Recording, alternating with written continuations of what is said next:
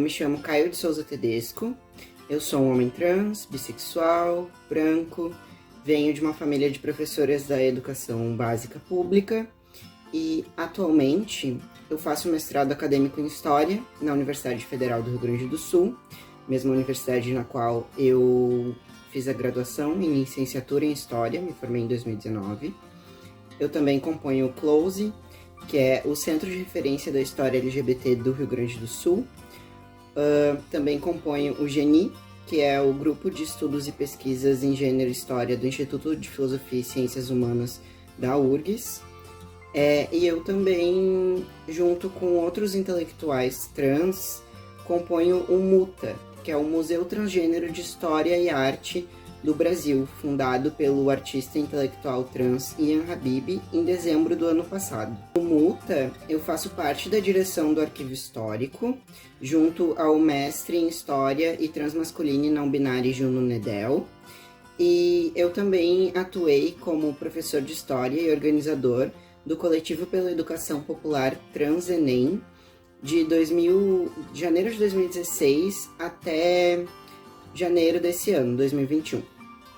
E apesar de eu ter me formado, né, como professor de História, como eu mencionei, em 2019, eu iniciei a docência em 2016, como eu mencionei, né, no TransEnem, que foi meu abrigo antes mesmo de eu ter nome. Eu sempre tive imerso, assim, nesse universo da educação. Há gerações, assim, que a educação tem uma importância muito grande na minha família. Lembro de uma tia-avó minha, a tia Edith, ela me contou que a mãe dela, no caso a minha bisavó, né, incentivou as filhas a se tornarem professoras para não dependerem de nenhum homem. Então, tinha um viés feminista também, né, mesmo que sem esse nome, na importância, assim, da educação para minha família. Acho que eu escolhi História porque eu sempre gostei muito, assim, de contar e ouvir histórias, eu sempre fui muito curioso, eu queria entender a origem das coisas, que é uma coisa que eu critico hoje como historiador, mas eu fiz uma decisão, assim, bem de supetão, assim, e foi muito certeira. Foi muito certeira porque, literalmente, eu me encontrei no curso, né, de muitas formas. Como eu sou trans, né, trabalho remunerado não é uma coisa muito simples, assim, pra mim, como não é pra qualquer pessoa trans no Brasil. Como eu sou historiador e professor, também não é. Mas o meu desejo era seguir dentro da academia, eu gosto muito de pesquisar. Durante a graduação, eu procurei fazer iniciação científica, eu tive a oportunidade de fazer IC com a professora Natália Petra Mendes. Eu também fiz iniciação à docência, PIBID, né, com a Natália também, e com a professora Caroline Passevici. Eu também fui estagiário de ensino de História na Educação Patrimonial no Memorial do Rio Grande do Sul. Ao mesmo tempo, no final de 2015, eu descobri que estava sendo criado um cursinho de educação popular voltado para pessoas trans, exclusivamente para atender a população trans de Porto Alegre, região. A primeira coisa que eu pensei é que esse espaço, nele eu podia atuar somando tudo que me move, né? Educação, movimento LGBT e história. Como os cursos de educação popular, eles costumam ser espaços de formação docente, então é muito comum graduandos e pós-graduandos também atuarem nesses coletivos, né? Infelizmente o trabalho é todo voluntário, e tem um viés militante, ativista forte também de buscar suprir a falta do Estado em relação a fornecer um ambiente de ensino e aprendizagem seguro para pessoas trans, no caso do TransEnem, né? Ao mesmo tempo, tem a tentativa de pressionar o Estado, né, para cumprir o seu papel de, enfim, fornecer educação para a população trans. Segundo o IBGE de 2010, cerca de somente 50% das pessoas trans no Brasil têm ensino médio. Também é um índice que a gente pode questionar, considerando que não conta pessoas transmasculinas, homens trans, e pessoas transmasculinas não binárias, não conta pessoas não binárias, no geral. enfim. O Transenem também atua, assim, no sentido, num viés político-pedagógico, acho que dá para colocar dessa forma, no sentido de oferecer formações em gênero, sexualidade e educação para pessoas fora do Transenem. Então tem esses 3 vieses, assim, que me interessaram e também que, bom, a gente foi construindo coletivamente ao longo desses 5 anos. E agora eu considero, assim, que eu tô no início de uma trajetória que eu espero seguir articulando, assim, produção de conhecimento, educação, história, tenho pensado muito sobre história pública hoje em dia, e transativismo. Devido à conjuntura atual, assim, não me sinto esperançoso em relação a concursos públicos, apesar de ser uma estabilidade muito almejada, assim, era o meu desejo desde o início da minha formação, assim, no início da graduação em 2013. E, honestamente, assim, para mim tanto fazia me tornar professor da educação básica, professor de ensino superior, quem sabe um dia, por que não, né? Trabalhar em algum museu como, sei lá, analista de assuntos culturais, em algum arquivo, enfim. Qualquer trabalho era trabalho para mim. Eu já tive experiência com... um pouco de experiência com cada uma dessas coisas e todas elas me interessaram. Traz satisfação pessoal, assim. Todavia é necessário articular essa satisfação pessoal no âmbito profissional, né? Com a materialidade, com o sustento, né?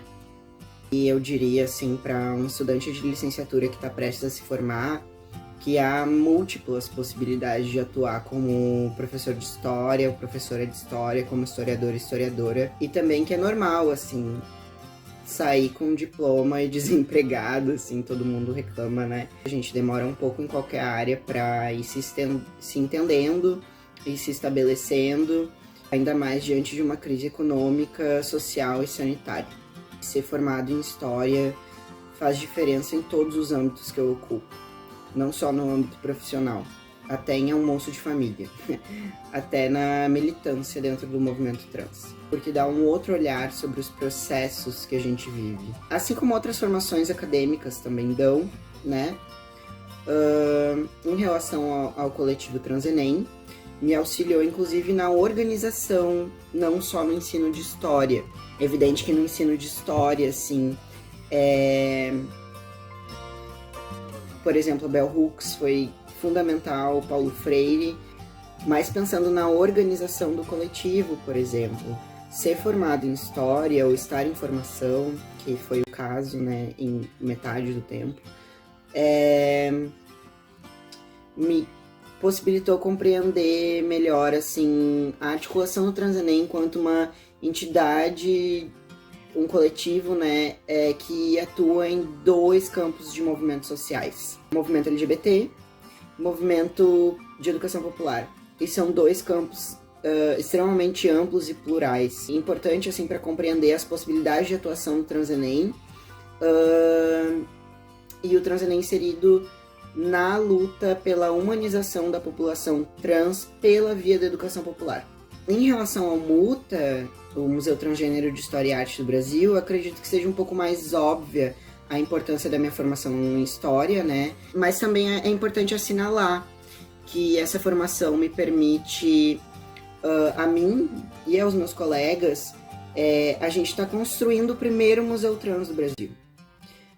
E um museu feito por e para pessoas trans, que é o mais importante de ressaltar. A gente pretende questionar a ideia de que o museu é um lugar do passado, o museu é um espaço potente para a criação de outra sociedade, né, de outras sociedades. E pode ser sonhador, né, bem sonhador, mas eu entendo que é uma função social da história, dessa história que eu acredito e que eu busco realizar, articular perspectivas críticas e transformadoras, né?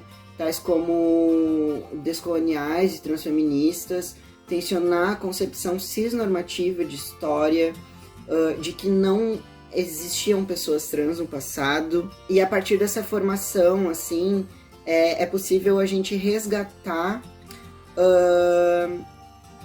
esse passado, resgatar as múltiplas histórias trans que compõem o Brasil, E também realizar trabalhos que versam na difusão e criação de memórias e histórias trans brasileiras. Isso também entra na luta pela humanização da população trans no Brasil, para que a nossa expectativa de vida ela seja igual a de uma pessoa cis e não a metade. No início do curso, em 2013, assim, eu me interessava já pelos estudos de gênero, por exemplo, mas eu desdenhava outras coisas assim que são super importantes para mim agora, como história oral, museus e educação patrimonial. Chega a ser engraçado assim como que a gente muda o nosso olhar sobre as coisas. Teoria e metodologia da história também. Há 8 anos atrás eu nem sabia que isso existia. Eu cheguei assim com uma concepção de história extremamente conservadora no curso. Não é uma discussão pomposa, abstrata, que não tem a ver, que não faz sentido na vida real. Na verdade faz todo sentido na vida real. Pensando nas discussões de gênero, por exemplo, através do entendimento de que nós trans podemos existir, que hoje a gente existe e vive em coletividade e enfrenta uma sociedade que não nos quer vivos, sobretudo pessoas negras trans, porque pensar a interseccionalidade é importante e também é algo do real. Se é discutido teoricamente para a gente compreender essa materialidade, bem como pensar em estratégias de promover, através da história, transformações sociais. Atualmente no MUTA, a gente está encarando o grande desafio que é recobrar uma história que nos é negada. Porque nos é negado não só passado, mas presente e futuro também. Como diria o Paul Preciado, né? O meu corpo não existe, mas existe, entendem? A história possui uma função sociopolítica, que implica em memórias coletivas e identidades coletivas, o que faz com que a história possa ser agente tanto de manutenção da ordem social vigente, que é hierárquica, que produz, né, desumanizações, que é colonialista, que é racista, que é machista, enfim, quanto de transformação. E eu aposto na transformação. Obrigado pelo convite do Núcleo de Pesquisa em História da URGS, pelo espaço de fala, pelo debate, diálogo. É isso.